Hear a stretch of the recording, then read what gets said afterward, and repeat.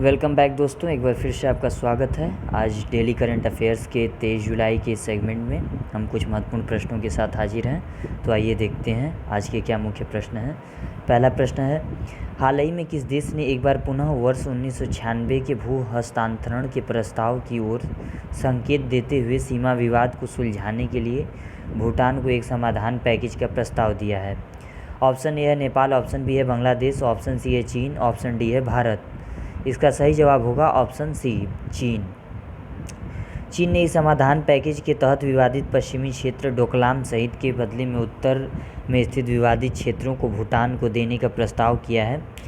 गौरतलब है कि इससे पहले वर्ष 1996 में चीन ने भूटान को पश्चिम में स्थित 269 वर्ग किलोमीटर की चारागाह भूमि के बदले उत्तर में 495 वर्ग किलोमीटर के घाटियों वाले क्षेत्र को बदलने का प्रस्ताव रखा था। विशेषज्ञों के अनुसार चीन द्वारा भूटान की सीमा पर किया गया नया दावा भूटान को चीन द्वारा प्रस्तावित सीमा समझौते को मानने पर विवश करने की एक नई रणनीति हो सकती है। बढ़ते हैं अगले प्रश्न की तरफ। अगला प्रश्न है, प्रसिद्ध बॉलीवुड अभिनेता सोनू सूद ने श्रमिकों की मदद के लिए निम्न में से कौन से ऐप को लॉन्च किया है? ऑप्शन ए है प्रवासी रोजगार ऐप, ऑप्शन बी है हमसफ़र रोजगार ऐप, ऑप्शन सी है साथी रोजगार ऐप, ऑप्शन डी है सोच रोजगार ऐप। इसका सही जवाब होगा ऑप्शन ए, प्रवासी रोजगार ऐप। फिल्म अभिनेता सोनू सूद ने प्रवासी मजदूरों को देश भर में विभिन्न क्षेत्रों में रोजगार के अवसरों का पता लगाने में मदद करने के लिए प्रवासी रोजगार ऐप शुरू किया है। बढ़ते हैं अगले प्रश्न की तरफ।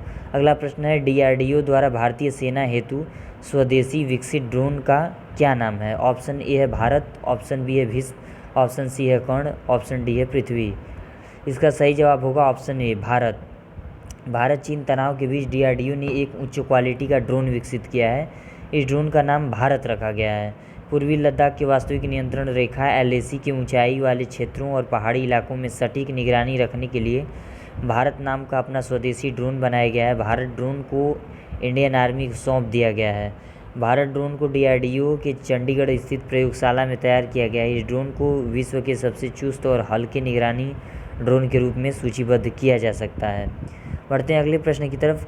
अगला प्रश्न है, निम्न में से किस मशहूर मंदिर ने आदि महोत्सव जुलाई अगस्त के उपलक्ष्य पर झंडा फहराया है?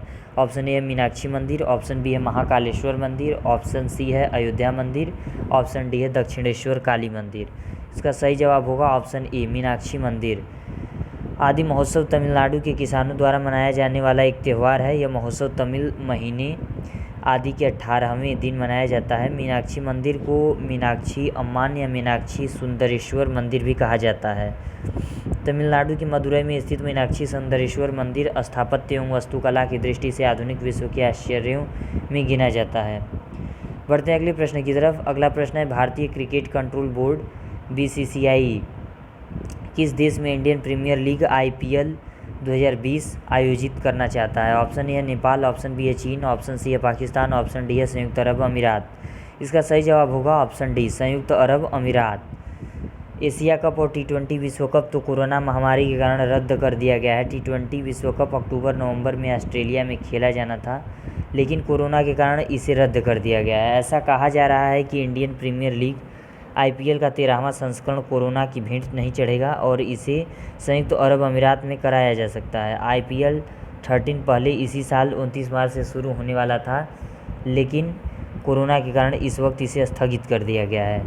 बढ़ते हैं अगले प्रश्न की तरफ। अगला प्रश्न है, उड़ीसा सरकार ने किस लोकप्रिय लोकगीत के नाम पर संबलपुर जिले के बिलुंग गांव का नाम बदल दिया है? ऑप्शन ए है रंगवती, ऑप्शन बी है गीता गोविंदा, ऑप्शन सी है राहुल सचदेवा, ऑप्शन डी है गोविंद प्रभाकर। और इसका सही जवाब होगा ऑप्शन ए, रंगवती। उड़ीसा सरकार ने जिला संबलपुर के बिलुंग गांव का नाम बदल करके रंगवती बिलुंग रख दिया है। दरअसल लोकप्रिय गीत रंगवती के गीतकार मित्र भानु गौंतिया का जन्म इसी गांव में हुआ था। रंगवती गीत को पहली बार आकाशवाणी के माध्यम से सुना गया था। रंगवती को भारत की कई अन्य क्षेत्रीय भाषाओं में फिर से गढ़े जाने का अनूठा गौरव प्राप्त है। यह गीत पश्चिम बंगाल, झारखंड, बिहार के साथ साथ छत्तीसगढ़ में बहुत लोकप्रिय है। बढ़ते हैं अगले प्रश्न की तरफ। अगला प्रश्न है, सैप भारतीय उपमहाद्वीप के अध्यक्ष और प्रबंध निदेशक के रूप में किसे नियुक्त किया गया? ऑप्शन ए है रोशनी नादर, ऑप्शन बी है देवदीप सेन गुप्ता, ऑप्शन सी है कुलमीत बावा, ऑप्शन डी है उपरोक्त में से कोई नहीं। इसका सही जवाब होगा ऑप्शन सी कुलमीत बावा। कुलमीत बावा को system application and products in data processing SAP द्वारा भारतीय उपमहाद्वीप के लिए अपना अध्यक्ष और प्रबंध निदेशक नियुक्त किए जाने की घोषणा की गई है। बढ़ते हैं अगले प्रश्न की तरफ। अगला प्रश्न है CS शेषाद्री, जिनका हाल ही में निधन हो गया, वह एक प्रख्यात भारतीय थे। ऑप्शन ए है गणितज्ञ, ऑप्शन बी है चिकित्सक, ऑप्शन सी है जीव विज्ञानी, ऑप्शन डी है वनस्पति विज्ञानी। इसका सही जवाब होगा ऑप्शन ए गणितज्ञ। प्रोफेसर CS शेषाद्री, जिनका हाल ही में निधन हो गया, स्वाधीनता युग के बाद एक प्रख्यात भारतीय गणितज्ञ थे। वह चेन्नई गणितीय संस्था के संस्थापक और सम्मानपूर्वक सेवा मुक्त निदेशक थे। प्रोफेसर शेषाद्री को बीजीय ज्यामिति में उनके उल्लेखनीय कार्य के लिए जाना जाता है। शेषाद्री स्थिरांक बीजगणितीय ज्यामिति में उन्हें 2009 में देश के तीसरे सबसे बड़े नागरिक सम्मान पद्म भूषण से सम्मानित किया गया था। बढ़ते हैं अगले प्रश्न की तरफ। अगला प्रश्न है भारतीय नौसेना ने किसके साथ एक पॉसेक्स अभ्यास का आयोजन किया है? अमेरिकी नौसेना। भारतीय नौसेना के जहाज़ हिंद महासागर में अंडमान और निकोबार द्वीप के पास अमेरिकी नौसेना के साथ पॉसेक्स अभ्यास का संचालन किया है। बढ़ते हैं अगले प्रश्न की तरफ। अगला प्रश्न है किस राज्य ने वन स्टॉप शॉप योजना को मंजूरी दी है? ऑप्शन ए है मध्य प्रदेश, ऑप्शन बी है हरियाणा, ऑप्शन सी है राजस्थान, ऑप्शन डी है दिल्ली। इसका सही जवाब होगा ऑप्शन सी राजस्थान। राजस्थान मंत्रिमंडल द्वारा वन स्टॉप शॉप योजना को मंजूरी प्रदान की गई है। इस योजना के तहत प्रवासी उद्यमियों को राजस्थान में अधिक से अधिक औद्योगिक निवेश के लिए आमंत्रित किया है। यह योजना कोविड-19 महामारी की वर्तमान स्थिति में उद्योगों को पुनर्जीवित करने के लिए लाभ प्रदान करेगा। 10 करोड़ रुपए से अधिक का निवेश करने की चाह रखने वाले अब राज्य उद्योग विभाग के निवेश संवर्धन ब्यूरो के अधीन स्थापित वन स्टॉप शॉप में एक छत के नीचे 98 प्रकार की मंजूरी प्राप्त कर सकेंगे। बढ़ते हैं अगले प्रश्न की तरफ। अगला प्रश्न है दक्षिण कोरिया ने किस नाम से अपना पहला सैन्य संचार उपग्रह लॉन्च किया है?